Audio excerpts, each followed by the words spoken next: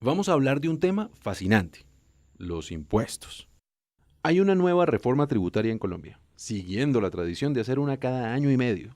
Y más allá de los detalles, a todos nos convendría entender un poco mejor el panorama general.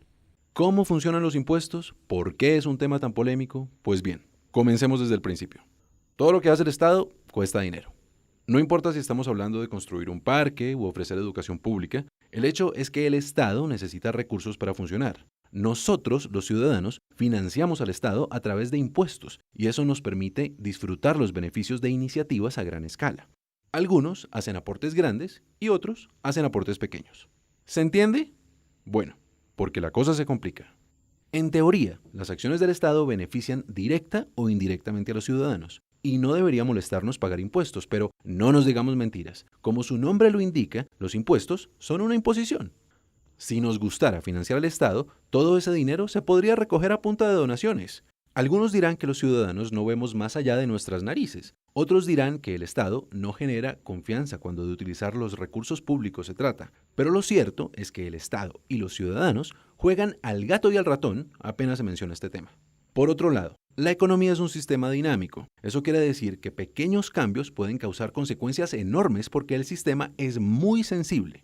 Es la historia de la mariposa que aletea y el huracán que aparece al otro lado del mundo. Pero en términos de la extracción, producción, intercambio, distribución y consumo de bienes y servicios, todo está conectado y es muy difícil alterar una cosa sin alterar muchas. Cuando uno junta ambos factores, resulta que los impuestos tienen efectos secundarios. Pueden marchitar el desarrollo económico de un país porque le quitan capacidad de gasto a los ciudadanos y porque desincentivan las actividades que están sujetas a impuestos. Ahora bien, como el Estado invierte los recursos que recauda de muchas formas, es posible que el resultado final sea favorable. Pero los gastos del Estado son un tema para otro video. Lo que nos preocupa en este momento son las consecuencias de esta dinámica del gato y el ratón. Por ejemplo, el famoso 4 por 1000. Como ya saben, por cada 1000 pesos que se mueven en una transacción bancaria, el Estado cobra 4. El problema con este impuesto, que supuestamente era transitorio, que no está relacionado con actividades económicas específicas y que básicamente se cobra porque es cómodo para el Estado recaudarlo, es que incentiva a las personas a no realizar transacciones bancarias. Las consecuencias de esto son bastante graves. Primero, el Estado recauda menos dinero del que podría recaudar porque existe una estrategia simple para no pagar ese impuesto: usar efectivo. Y segundo, en la medida en que los bancos mueven menos dinero, hay menos préstamos, lo que a su vez quiere decir que hay menos inversiones. Si nos permiten el tono dramático, el costo del 4 por 1000 no son solo los 4 pesos, es vivir en un país cuyo desarrollo económico está condicionado por la informalidad. Y fíjense que en ningún momento estamos hablando de quién paga el 4 por 1000. La discusión siempre se reduce a que si los ricos pagan esto y si los pobres pagan aquello, pero el problema fundamental es que como la economía es un sistema dinámico y la economía, esa cosa tan abstracta, somos nosotros, el costo de los impuestos es asumido por todos, incluso cuando no los pagamos directamente. Veamos otros ejemplos. Cuando suben los cobros para fiscales a la nómina, las empresas contratan a menos personas, pagan menos o pagan de manera informal.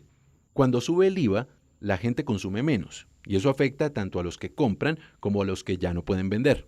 El CREE, uno de los impuestos polémicos que se ha discutido recientemente, es un impuesto a las utilidades, y si se cobra en exceso, la consecuencia es que las empresas prefieren dejar de invertir o irse del país.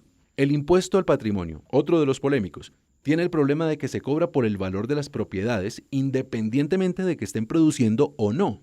Si una fábrica no está produciendo, o peor, si está en números rojos, ese impuesto podría empujarla a la quiebra.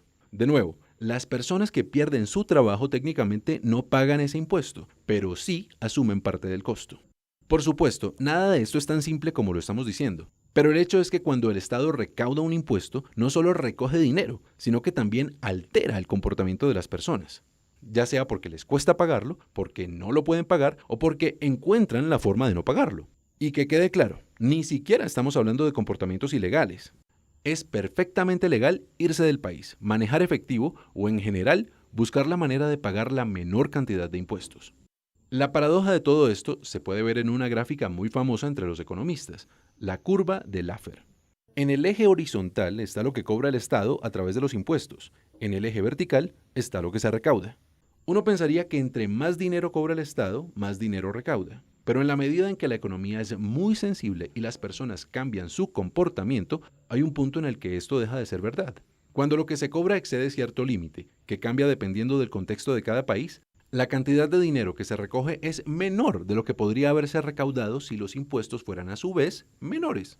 Literalmente, hay casos en los que bajar los impuestos incrementa la cantidad de dinero que el Estado recauda. En el extremo de la curva está el mejor ejemplo.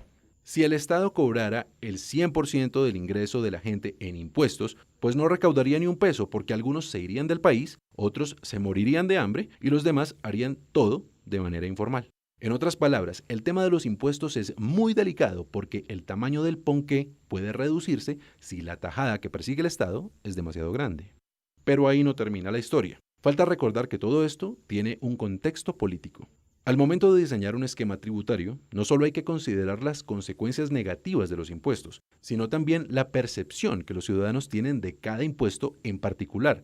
Por ejemplo, hoy en día, la recomendación de muchos economistas es subir el IVA. Argumentan que el IVA en Colombia es más bajo que en otros países y que, en lo que a impuestos respecta, este no es tan dañino para el desarrollo económico.